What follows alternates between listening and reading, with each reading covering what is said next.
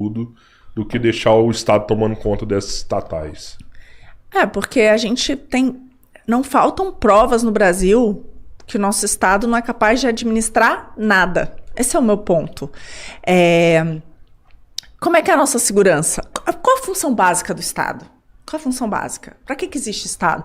Quando a gente não tinha nada, a gente vivia em torno de uma fogueira. Como é que começou isso, né? As pessoas a se aglomerarem, a criar comunidades. Tinha muito a ver com segurança. Segurança, né? Então, olha, não pode ser a lei do mais forte. Então, vamos nos reunir aqui.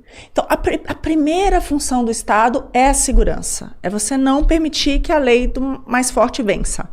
Eu sou uma mulher, tenho meus... Quer dizer, agora eu tô grávida, então eu já tô com 58 quilos, mas o meu peso normal é 55. Sou uma mulher magra. Imagina eu viver ali, né? Se a lei do mais forte prevalecesse. Quem seria eu? Como é que seria a minha vida? Um lixo. Então, essa é a função primordial. E como é que a gente está em segurança no Brasil? A gente é um dos países mais violentos do mundo. Por outro lado, 40% de tudo que a gente ganha, até sexta-feira a gente trabalhou para sustentar o Estado. 4 em cada 10 reais que a gente ganha vai, teoricamente, para o setor público, né, para ele fazer alguma coisa por nós. E ele não faz nem a segurança. Aí vamos dizer, o que mais é básico? Educação é básico? A gente é um país de analfabetos funcionais, a gente está no pior dos rankings, em todos os rankings internacionais. As pessoas não conseguem ler um texto e interpretar aquilo que elas leram, né? Se passar de um parágrafo já era. A gente tem os nossos alunos saem com 15 anos da escola, eles não entendem o que é uma fração, eles não entendem o que é 10%, 5%, não entendem, com 15 anos de idade. Então, o que o Estado faz bem? Eu não consegui achar ainda, não, o que ele faz bem aqui no Brasil. Mas você falou que a gente precisa dele, né, até para te proteger. Você tem 55 quilos. Se a gente viver sem o Estado aqui... Que tem um monopólio da força, né? Complexo, mas eu acho que ele pode ser muito mais enxuto. Eu acho que ele hoje em dia ele é muito pesado. Ele é tão pesado que ele não permite que nós, brasileiros, tenhamos um padrão de vida melhor. Ele está segurando, é como se fosse um grilhão, assim. O tamanho do Estado brasileiro, ele está te segurando, entendeu? Você gasta muito com imposto, você gasta muito com inflação, o endividamento é muito alto, com isso a taxa de juros é muito alta, e aí você não consegue tomar um crédito. Né? Você vê como os brasileiros estão endividados e não conseguem pagar. Esse eu acho que é um grande problema, sabe por quê? Porque a gente está conseguindo pegar um crédito. E isso está endividando mais ainda. Porque já tem a dívida. Mas mesmo assim, volta e meia, surge um programinha ali que libera mais um pouco. Mas com essa taxa... Então, você pega os grandes países que se desenvolveram, né? Mesmo os países hoje, que o pessoal fala muito dos nórdicos, onde tem um estado de bem-estar social, mas antes deles terem um Estado pesado, eles cresceram. Eles ficaram ricos antes de decidir ter um Estado pesado. Antes disso, eles competiram, né? E para isso, eles não podiam ter altas taxas de impostos, alto endividamento, porque isso faz com que você não consiga crescer. Então, por quê? Porque você fica pouco competitivo, né? Então, imagina, você está aqui, você tem uma taxa de juro alta, tomar um crédito é caríssimo. Você tem um imposto elevado, então, pô, e aí o cara lá, o chinês, tem nada de imposto, a taxa de juros é 0, o cara tá correndo muito na sua frente, entendeu? Você nunca vai conseguir competir com ele. E hoje no mundo é assim, você tá competindo com todo mundo. Então o Brasil, ele infelizmente, eu acho que o nosso Estado, ele se agigantou demais para um serviço de péssima qualidade. E isso faz com que o brasileiro não consiga botar a cabecinha fora d'água. Você falou, assim, só para a gente voltar um pouquinho antes de seguir, que são 600 empresas que têm, né, vinculadas ao Brasil, né, que seria um CNPJ brasileiro. Eu não sei quanto que terminou, porque muitas dessas foram vendidas. Tá, eu queria saber isso. Elas dão lucro? Alguma delas dá lucro? Porque as maiores a gente vê que constantemente não. Então, algumas dão. claramente, né? Mas dependendo da administração, pode passar a não ter. Tem um dado que mostra do Banco Central, né? Que saiu até saiu agora, mostrando que esse primeiro quadrimestre foi o pior do resultado das estatais, né? Negativo, a gente teve um prejuízo nos últimos 23 anos. Só que esse dado não pega as maiores, não pega a Petrobras, não pega os bancos, etc. Mas eu consigo te dizer, esse dado que pega todas é mais difícil, porque é o Tesouro Nacional que divulga, enfim. Esse dado, no último ano do governo Dilma, era negativo em 30 bilhões. Então, as empresas estatais, incluindo os bancos, Petrobras, todo mundo deu um prejuízo de 30 bi. Fora isso, as empresas valiam menos do que a dívida delas. Então, a gente estava literalmente quebrado. Então, é inacreditável. O PT conseguiu quebrar uma empresa como a Petrobras, né? A Petrobras se transformou na empresa mais endividada do mundo. 160 bilhões de dólares de dívida. Ela anunciou um plano de investimento, que foi o maior plano de investimento do mundo também, 200 bilhões de dólares, que se transformou no quê? No Comperj, 13 bilhões de dólares de sucata, Abreu e Lima, 19 bilhões de dólares, 8 vezes superfaturada, aquele escândalo todo que a gente descobriu na Lava Jato, que muita grana foi para essas empreiteiras, né? Muita grana acabou sendo redistribuída para políticos, para um monte de gente, mas refinaria mesmo, a gente não conseguiu. E agora eles estão fazendo de novo uma nova licitação. Quem está participando? Odebrecht, OAS, para quê? Abreu e Lima, Comperj. Então, o Brasil é inacreditável, entendeu? Então, eles conseguiram quebrar as empresas estatais como um todo. Quando a gente pega durante a gestão do Guedes, né, no governo Bolsonaro, nos 4 anos, então aquilo que era 30 bi de prejuízo no último ano da Dilma, foram 700 bilhões de lucros acumulados. As empresas que valiam 500 passaram a valer 850. As empresas que tinham uma dívida de 550 passaram a ter uma dívida abaixo de 300 bi. Olha o que foi de geração de valor que foi feita durante esses 4 anos, só colocando gente honesta e competente. E, no fundo, isso permitiu que o Brasil enfrentasse toda a crise do Covid sem aumentar o nosso endividamento, nem os nossos tributos, porque o resultado dessas empresas acabaram que parte deles foram usados para as políticas públicas, né, que a gente conseguiu para enfrentar a crise nesse período.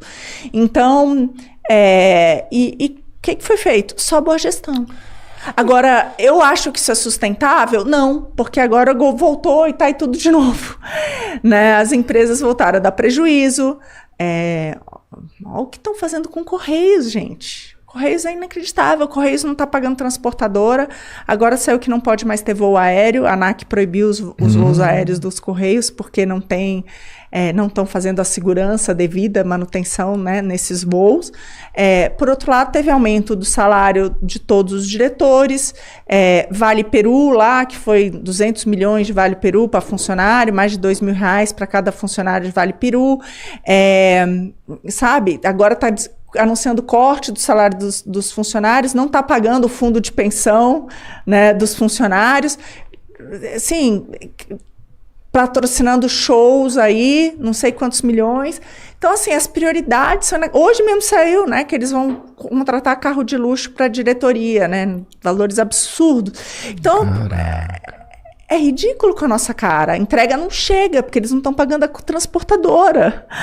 Não pode mais ter voo para transportar a mercadoria. E, ao mesmo tempo, estão fazendo toda essa palhaçada. Então, é muito rápido que você acaba, entendeu? Essa que é a verdade. É muito rápido destruir qualquer coisa, né? E eu acho que isso ficou muito claro. Eu vejo que nós temos empresas boas, assim, nas nossas mãos, sabe? Empresas que dão lucro. O problema lucro, né? Gestão. Então, se você coloca uma boa gestão nisso daí, é melhor que você entregar. Eu já fui defensor do Estado mínimo, mas hoje defender o Estado mínimo é você defender que vários outros estados paralelos comecem a surgir em forma de monopólio, e aí você acaba não conseguindo controlar essas outras empresas que vão tomando conta de vários setores, e depois que elas tomam conta de tudo, aí acabou, e ninguém já era. É só quem perde é sempre o povo, é sempre o pobre que está lá embaixo. Eu só discordo de você, Rodrigo, no seguinte: o Estado é muito pior. Por quê? Porque ele é tomado por esses grupos de interesse. Entendeu? Você tá me dando de barato que privatizar vai começar a ter grupos de interesse envolvido. O que eu tô te dizendo é que com o Estado, com certeza tem esses grupos de interesse envolvido e só os amigos do rei. Pelo menos quando você abre o mercado, você começa a ter algum tipo de competição, que no Estado não, só os amigos do rei. Tanto é verdade que essas mesmas empreiteiras que fizeram todos esses absurdos de um monte de empreendimento, bilhões, bilhões e bilhões de dólares que se transformaram em sucata, em superfaturamento, estão lá de novo, fazendo os mesmos empreendimentos. Então, são os mesmos amigos do rei, entendeu? Será que se a Petrobras fosse privatizada, seriam os mesmos? Ou a gente teria uma refinaria com menor custo e maior qualidade? Eu acho que sim, porque senão ela vai competir com outras empresas. E ela tem, o privado, ele tem um incentivo a, no mínimo, te oferecer um produto melhor com menor preço, porque ele vai competir com outro, né? Tem setores que são monopólios, que são mais complicados. Mas, por exemplo, quando a gente fala das estatais federais, a maior parte delas tem competição. Então, a gente não está falando também desses setores, né? E eu vejo que o incentivo para o privado, no mínimo é isso, te dar o melhor serviço possível pelo menor preço, porque senão alguém vai competir com ele e vai levar ao mercado. E no setor privado, não, você cria esses grupos, é o amigo que vence, entendeu? Você arruma um jeito do seu amigo vencer, né? Que é o que tem sido mostrado. O Lula agora, ele decretou lá 600 bilhões sob sigilo, né? Que a gente não vai conseguir nem ver para onde está indo o nosso dinheiro de pagador de impostos. Para quê? Para licitações, para coisas, e pô, quem é que está ganhando? Né? A gente não pode nem questionar quem é que está levando esses contratos, entendeu? Então, o que eu discordo de você é que não é por ser público que não está capturado pelo setor, pela iniciativa privada, pela máfia, entendeu? Pelo contrário, ela está capturada. Também. E eu iria além, assim. Hoje está capturada também pelo crime organizado, né? Isso está muito claro. Quando a gente olha as câmaras de vereadores, a gente vê que tem muito vereador ligado ao narcotráfico. Quando a gente olha o nosso sistema judiciário, a gente sabe que também. Então, o Brasil, ele tem todas as características de caminhar para um narco-estado. É isso que a gente está acontecendo. Então, achar que o nosso governo não é capturado, eu acho que é muita inocência. Para te dar uma ideia, quando a gente foi trocar o conselho de administração de uma das empresas, um dos conselheiros botou uma arma na mesa. Eu não vou assinar essa ata. Não vou assinar. Faz o quê? Todo mundo correu, óbvio. Teve que acionar a Polícia Federal. Nessa brincadeira foram 4 meses que se perdeu. Com um cara ali que era um cara capaz de colocar uma arma na mesa.